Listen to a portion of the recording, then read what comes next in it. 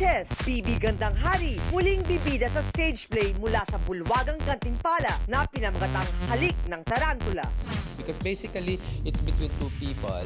At kung gusto mo i-label yung mga tao, isang aktivista at isang bakla. So we have that kind of sensibilities na mapapakita dun sa may gusto. Matatandaang hindi ito ang unang pagkakataong bumida ang controversial na celebrity sa isang stage play. Nung ginawa ko yung sayaw ng mga senyorita, parang na-rediscover ko yung passion for, ang sarap ng teatro kasi you go through it every single day na na-OOC mo yung character mo, na bibigyan mo ng iba't ibang dimension. And so when Direk Soxy said, Tarantula, parang bagay sa sabi ko, Direk, can we do that? Sabi niya, palagay ko.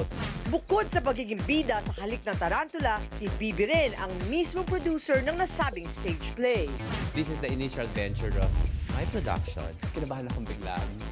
Oo, kasi now you don't have to deal with the artistic side of it. Yung parang lahat, it has to be maging mapatakbo ng tama. At nang inusisa ang bagong stage play producer kung nakasuporta sa kanyang venture ang kanyang Irish boyfriend, dapat no. Okay, akin ang moment na ito. Yes. BI1, BI2, BI3. Maglagay naman tayo ng pangalan. Ayan. Diba? Para balanse. Ito ay may connection pa rin sa pinagpipistahan ng issue ng paghiwalay ngayon ni na Raver Cruz at Christine Reyes.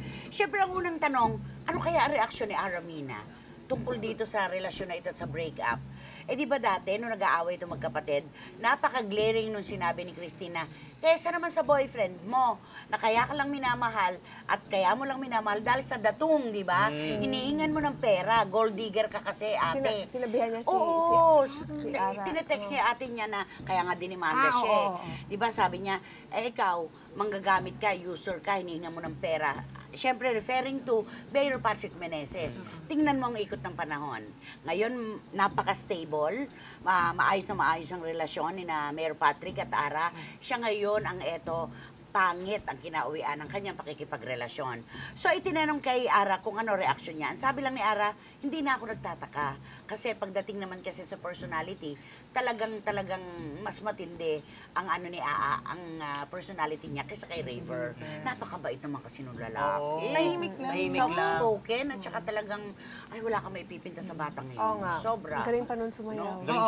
Galing sumayaw, gwapo. Tumagal din sila. Gano'ng katagal sila? 2 years? Parang ganun din. Parang ganun din. Pero, Ang tibay ni Raver. Sino ba ibang naging girlfriend ni Raver? si Sarah. Kaya lang lihim. Ay, oo nga pala. Lihim, di ba? Tapos, marami pang iba, pero Hindi hindi ganun nakapag-ugat. hindi pinagpistahan. Mga fling-fling lang siguro. Sobrang lihim yun, yung kay Raver. Ano? So, para kay Ara, hindi na to katakataka. Maraming beses naman na siyang nagsasabi na, ay nako, walang kahihinat niya. Naaawa nga si Ara kay Raver eh. Kasi daw nung magkakabati pa sila, ipinapahiya ni Aa sa harap ng maraming tao. Sinisigaw-sigawan. Kaya nagagalit ang pamilya niya. Talagang nakapaka mapanghawak sa leeg daw itong si Christine. Ewan ko lang ngayon kung mahahawakan niya sa leeg ang kung sino man lalaking makarelasyon niya o baka iba na lang hawakan niya siguro. Pwede ba makihawak? Pwede ba makihawak? Kung ano man ang hahawakan niya, di ba? Ay, nako. Halika, parinig ka na din eh. Nako, parinig ka na din eh. Ito na, mga pangyayari eh. Oo, guys. Alam mo ngayong gabi, mabibili ang paninda ni siya. Akala ko ice cream. na kami. Wala kang maling ganito tapos chips pa lang. Excited pa naman ako. Ice cream. Siya lalaki. Wala kang fairness. maling magagawa ngayon. Naka-apron ka pa. Ewan ko ba? Hindi, bakit sabi ice cream? Bakit may kililing? Oo nga. Baka yung kililing na yun sa utak ko talaga patulo. Palagay ko. Para sa jutak mo Oo, yan. para sa jutak kong kililing. Ganda naman ang kwintas mo. Oo, naku, binili ko lang ito. Hulaan ako saan. Gutom Sa na si Sa Quiapo. Uy, gusto mo to. Oo, di ba yun fair? Walang Ay, kasi pag di Brian ang mamalaki kumain ng talaga. ganito. Basta! Confirm. Sabi, akala ko na wiwi ako. Basa! Yan, yung tumilapon kanina. Lumamig doon sa singit ko. Umente! May dala ka bang pantalon? Enter frame. Ayun. Wala. Patutuyuin ko. Pwede blower kaya. Manginam na kay Maya Jones ang blower. Okay, go for your BI. Ay, nako, kilala. Gutom. Mabiga. Eh, paano? Para ako Ano yan? Basang-basa nga. Nalala galing saan yan? Sa aircon. Basang-basa. At At rektang-rekta. hanggang ngayon, hindi pa nakakabuka si Congress. Uy, tapos na ako sa chippy. Ay, ito na isulat ito. Pero may kwento ito. Ito yung pa-fade away na actor. Sasabihin na naman ni Kong, ito ang kinakain ko nung bata pa ako. Pero na itong pa-fade away na sexy actress. So, Diba? uy, napaka-perfect mo ha. Pa-fade away. Hindi, salita lang yun. La Ocean Deep. Oo, semay. Buti wala na. Kung hindi naliligo. Ako unang biktima niya. Tapos eto na. Gumuguho ang mundo. Eto na bigyan ng show na guesting na siya ang bida. Okay. Eto, ganito. Kilala mo ito eh. Eto pala ang chika niya, dapat ang TF, kaliwaan at cash. Cash. O, oo. Okay. So, cash. Oo. So, nung una, okay, di pumayag. Okay, ay, maganda ang smooth ang taping.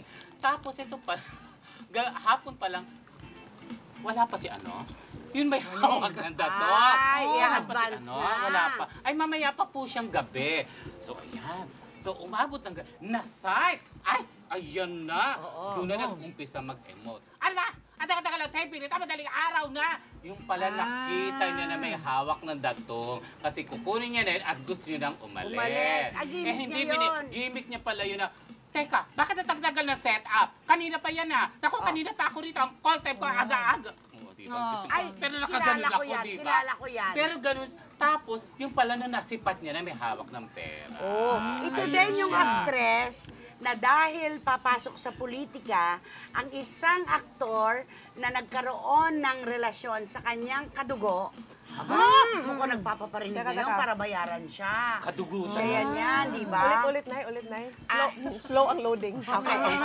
Ay, alam ko. Di ba nagpaparinig siya ngayon, nagtututweet siya tungkol sa isang young actor na papasok sa politika Ay, oo. na nagkaroon ng relasyon sa kanyang kadugo. Di ba? Oo. Life is not always a bed of roses. Ay! Tama? Tama? Kung isa siyang bulaklak, anong klaseng bulaklak siya ngayon? Roses? May tinik, wala. More on the tinik side. So alam na natin kung sino to. Yes. Dapat Pero na rin na Ocean Deep na. nakakaloka. Binigyan na nga siya ng show. Tapos magaling in fairness, sabi ng mga staff, ang galing. Magaling Saan siya, siya kaya lang, bigyan hindi na naman siya? galing lang ang puna na artista. Dapat yung pagiging profesional. Tsaka yung diba? pakikisama. Yes. Kaya hinihintay niya pala may hawak ng pera. Kaya nung nakita niya na may hawak ng pera, doon siya nag-emote. Ang tagal-tagal, kanina pa. Para ibigay na. Para ibigay. Hay, naku, alam na po natin yan mga kapatid. Saan tong Bukod network sa tugtog nagka-show? na La Ocean Deep, ay, Bon Jovi tayo. Di ba? Ano yung kay Bon Jovi? May roses din? Bed of Bed of Roses. Bed of... Paano yun? I'll lay you down a bed of roses. Maraming salamat po sa inyong pagtutok ngayong Martes ng gabi. Siyempre po kalahating oras yan, biting kayo. Kaya muli po tayo magsama-sama bukas ng gabi. Dito lamang po sa Ang latest! Hi, Tito Manny Garcia, Maya Jones, at siyempre, Lloyd Arceo.